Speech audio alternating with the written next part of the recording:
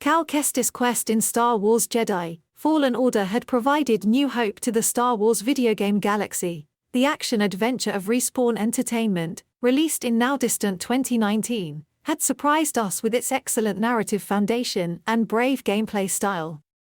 As a result, the introduction of the sequel Star Wars Jedi: Survivor has sparked genuine excitement among gamers. During a 3-hour game test in Los Angeles, we attempted to determine whether the spectators' expectations were reasonable. To be clear, the demo has left us happy in anticipation of the final release. It appears that the new adventure of the former Padawan fleeing the Empire has all the credentials to affirm the virtues of its predecessor, and even raise the bar of ambitions. First and foremost, it should be noted how much Respawn Entertainment has opted to continue along the route blazed by the first chapter, without deviating from the core concept in any way, but rather unsurprisingly preferring to enhance its strengths. In short, it was evident to us from the start how much Star Wars Jedi: Survivor constitutes a convincing expansion of the Fallen Order gameplay. The new adventure of the fearless Cal Kestis embraces all the trappings of the 2019 game, an action-adventure based primarily on exploration, a combat system vaguely inspired by the Souls-like framework but much more approachable, and a level design designed to enhance the structure of open maps. The session that Electronic Arts permitted us to sample proved all of the work's primary characteristics. Everything in Jedi: Survivor is bigger, more open, and more layered. As a result, Respawn looks to have worked on a gameplay that returns with a more free and rich offer than in the past. In fact, players will have a tangible evolution of the adventure component, featuring more personalization options, stores, and secret objectives than seen in Fallen Order. But, first and foremost, consider how this sequel compares to its predecessor and, by extension, to the entire Star Wars universe. In fact, we know how intricate the Star Wars mythology is because of TV shows, novels, comic books, and computer games that have greatly broadened the limitations of cinematic narrative.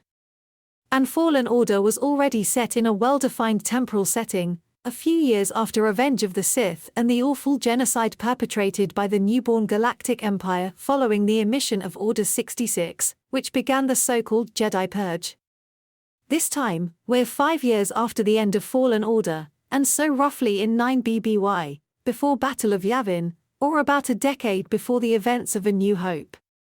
We don't know what circumstances led Cal to decide to return to fighting and start on a new adventure. The demo took us through a pretty advanced period of history, in which we saw Kestis on a lone mission on board the Mantis. However, an accident prompted him to crash land on the planet Kobo, where the Jedi was forced to obtain spare parts for the spacecraft as well as enlist new comrades for his mystery crusade. The former Padawan we played in Fallen Order has matured into a young Jedi Knight, more melancholic and marred by years of survival in a dark side-dominated galaxy. In any event, Kestis is never alone. He can always count on the unbreakable BD-1, the small droid who will prove to be even more important this time.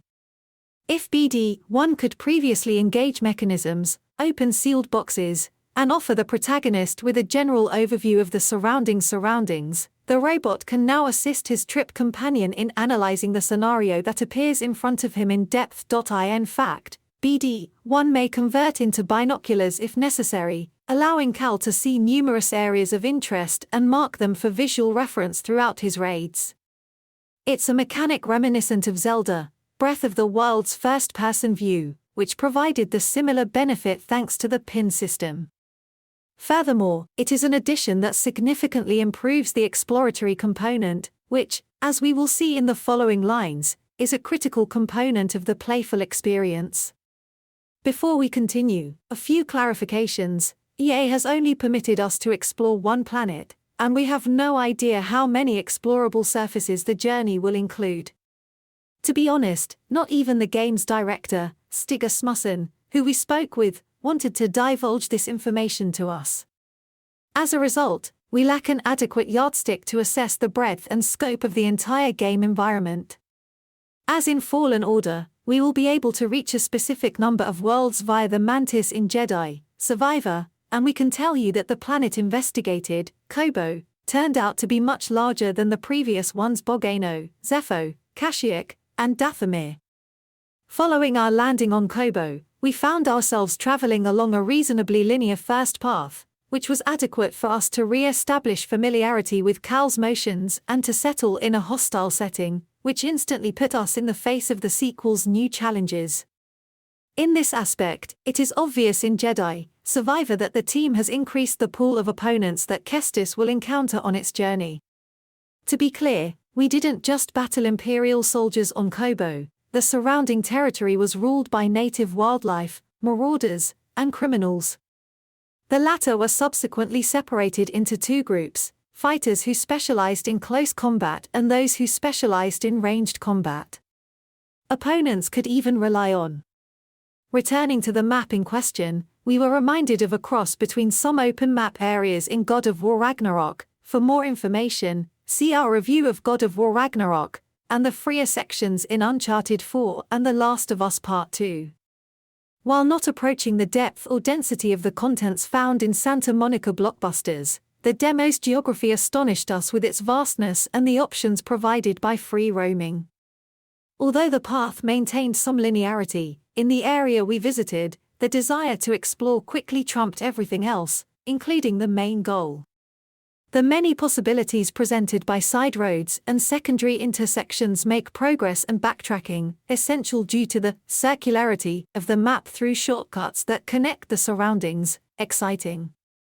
Each of these excursions can cause special encounters, secret bosses, undisclosed missions, or simply extra objects to augment Cal's armory and power.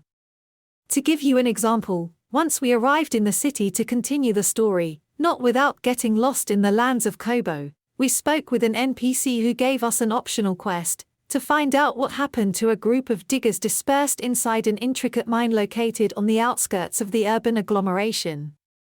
Accepting such an assignment and pausing the mother mission gave us access to a completely secondary area, very similar in structure and size to the Zepho mines, where we made our way to the sound of laser slashing, crates full of collectibles, and clashes with opponents of all kinds, culminating in a fierce and challenging boss fight in the presence of an imposing Rancer. Whether it's the alternate routes or the main goal, the production's Metroidvania soul remains untouched by focusing more than ever on the platform component. Taking its lead from an adventurous frame, a la Uncharted, the level design is intended to enhance vertical climbing and to use the protagonist's talents in solving numerous and challenging environmental riddles, similar to Fallen Order. A light-hearted philosophy that improves the angularity of the previous episode, making the puzzles easier to study and less repetitious.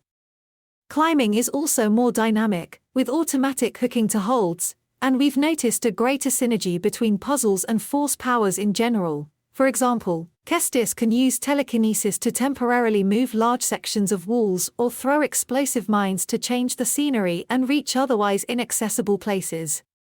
Furthermore, unlike in the last epic, Jaro Tapel's former Padawan has a grappling hook that allows him to reach the grips faster, which is notably essential while jumping sessions to too far ledges. We previously discussed the work's vaguely soul-like inspiration. Once again, the enemies occupy pre-established positions along the maps, deduct all of our accumulated experience points, and come back to life if rest is used at the checkpoints, which take the shape of meditation points. Respawn has also brought a couple of new developments since the first episode. Because the game world has expanded, the meditation points now include fast travel, and in addition to the section dedicated to the skill tree and rest, a fourth feature takes over. These other benefits, an element that can be enhanced and expanded, and which allows Kestis to be given a variety of boosts for attack, defense, or strength. This last addition, in our opinion, reflects an attempt to make the experience more accessible to an audience less familiar to the laws of Souls, of which Jedi Survivor, like Fallen Order, largely picks up the fun, but not the base difficulty. This is not to say that the clashes aren't difficult, especially at higher difficulty levels. Throwing yourself headlong towards adversaries without even understanding their moves exposes you to a significant number of damages. As a result, rambling against bosses and minibosses is equivalent to definite death. The occasion is appropriate to inform you about the fighting system, which is richer and more layered than in Jedi Fallen Order. This is due to the fact that Cal Kestis now has multiple styles, which can be equipped in up to 2 slots based on your needs. As the Jedi Order's basic precepts instruct, a single blade ensures a balanced combat technique ideal for a variety of situations. Next comes the twin lightsaber inspired by Darth Maul's renowned weapon, a powerhouse of speed useful for overpowering small groups of foes. Finally, the hero can split his hilt into 2 lightsabers, sacrificing some speed in order to push the accelerator on physical power.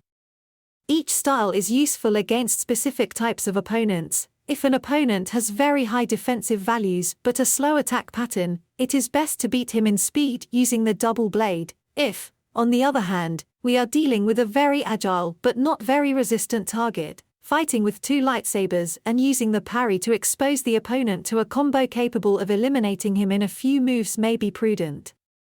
We were able to experience the aforementioned 3 techniques in the EA demo, but a further demonstration session behind closed doors confirmed that Cal will be able to unlock further combat variants, including the usage of a blaster and a powerful Kylo Ren-style lightsaber.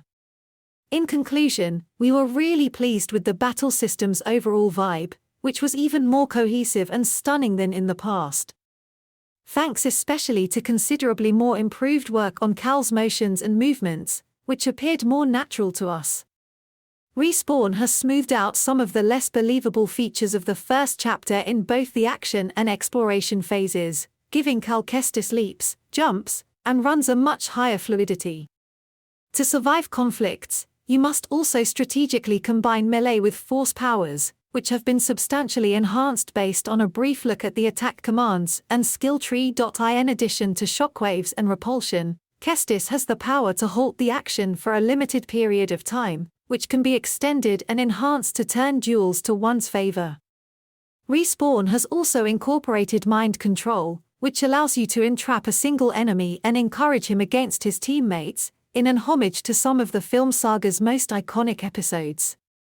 In this regard, the skill tree portion has been expanded. In addition to the branches dedicated to defense and strength values, we will have 3 other paths available to strengthen each fighting style, unlocking more techniques, combos, and special actions. The feeling is that the increased amount of content and possibilities provided by the new gameplay will allow for a wide range of customization of the young Jedi's war arsenal, which will also be able to be strengthened thanks to a series of collectibles scattered throughout the game world. These are health or strength essences that, when acquired, boost Cal's maximum energy or spiritual reserve. Furthermore, while we're on the subject of customization, the team has added more aesthetic elements for both the protagonist and his little adventure companion. The character played by Cameron Monaghan can now dress in different types of clothes, but also change hairstyle and beard style, as well as having much more options to modify materials, accessories, and colors for the lightsaber. Even the little BD-1 has a variety of thematic sets and color combinations, as well as the option to define the level of wear of its inserts. We were unable to conduct a more extensive examination of the other modes, performance, balanced, and quality, due to the limited time available to analyze the demo, but in general, we did not experience significant performance decreases. However, we consider that Jedi Survivor has a respectable graphic framework, based on Unreal Engine 4, that does not scrimp on visual richness, with amazing landscape views and outstanding polygonal modeling of the characters.